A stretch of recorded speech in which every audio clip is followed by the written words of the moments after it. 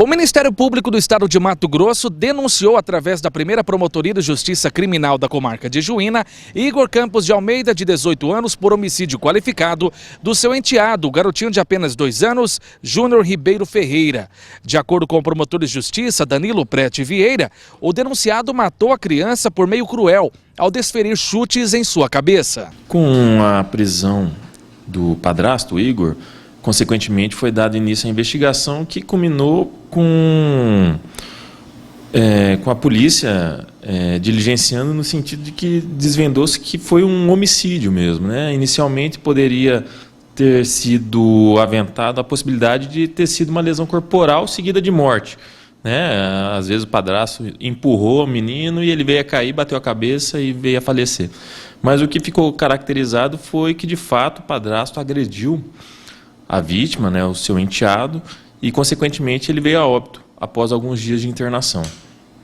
A Polícia Civil efetuou a prisão, né, desse cidadão através de um mandado de prisão. Doutor, como é que... O que muda a partir de agora com essa denúncia do Ministério Público? Agora vai ser dado início ao processo judicial e, consequentemente, o Ministério Público espera levar esse caso para o Tribunal do Júri para daí a população analisar se é caso de condenação ou não. A princípio, antes mesmo de você levar o processo a júri, o Ministério Público já visualiza provas latentes da culpabilidade do acusado. A acusação do Ministério Público vai ser essa mesmo, homicídio? Exatamente, homicídio qualificado em razão da crueldade, tendo em vista que ele deu um chute na cabeça de uma criança de 2 anos, né, com a causa de aumento justamente pelo fato de ser uma criança, né, de ser menor de 14 anos, e também pela qualificadora porque é um padrasto. Um padrasto tem que agir como se fosse um pai, né, na criação de um enteado.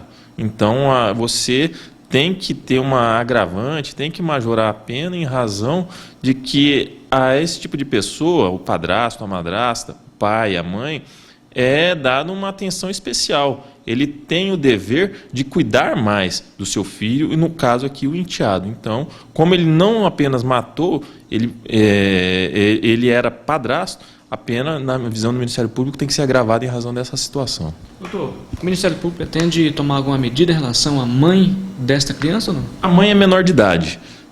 Então, a princípio, ainda que haja alguma participação, o Ministério Público não visualiza neste momento nenhuma participação da mãe, nem tampouco pela omissão, né, porque ela não estava no momento dos fatos junto com a criança, ainda não vê a participação dela. Mas ainda que haja, acaso haja, não será junto a essa Promotoria de Justiça, assim, mas sim com a Promotoria de Justiça da Infância e Juventude. Mas o Ministério Público esclarece que, neste momento, não há nenhuma investigação nesse sentido, justamente porque carece de outros elementos para evidenciar uma omissão de socorro ou mesmo participação da mãe da criança. O senhor acha que pode levar até quanto tempo a se concluir esse processo? Olha, não é um processo de extrema complexidade, então tem muitas variantes, inclusive agora nós estamos entrando no recesso forense, né? Então tem toda uma situação a ensejar um pouco mais de tempo. Eventualmente as partes podem recorrer, né? Então não é possível você visualizar um tempo exato, mas eu acredito que até ano que vem nós podemos fazer esse júri. O preso confessou à Polícia Civil que realmente cometeu as agressões, mas não disse o motivo, doutor. O senhor pretende, antes do júri popular, durante o processo, ouvir novamente esse padrasto? Ele será ouvido novamente, obrigatoriamente, acaso ele queira falar. Ele deu várias versões, né? Ele deu 3 depoimentos, em cada um deles ele deu uma versão diferente, o que por si só, na visão do Ministério Público, evidencia o tanto que ele está mentindo. Mas ele vai ter a oportunidade de se manifestar quando for interrogado, seja numa primeira fase, seja, caso seja levado a júri, em plenário, vai poder dar a sua versão dos fatos. Por este crime, caso ele venha a ser condenado, ele poderá pegar até quantos anos de cadeia? Essa é uma boa pergunta, porque para a gente analisar se no Brasil vale a pena matar ou não.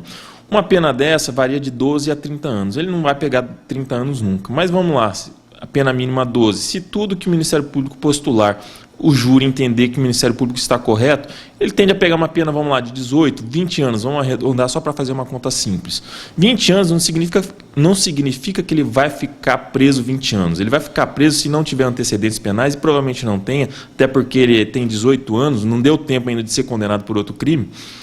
Então, se ele ficar 20 anos, ele vai ter que cumprir apenas 2/5. 2/5 de 20 anos, vamos lá, 40 por 5 dá 8 anos. Se ele trabalhar na cadeia, se ele ler livros, se ele participar de um coral, se ele fizer qualquer outro tipo de artesanato lá, a cada 3 dias trabalhados vai ser um remido, um perdoado. Então, se ele não trabalhar, se ele não fizer nada e for condenado a 20 anos, ele vai cumprir 8 anos apenas. Se ele trabalhar os 8 anos, se ele trabalhar 6 anos desses 8 anos, ele vai ter 2 anos de prisão perdoado, praticamente. Consequentemente, 8 menos 2 anos, ficaria preso apenas 6 anos.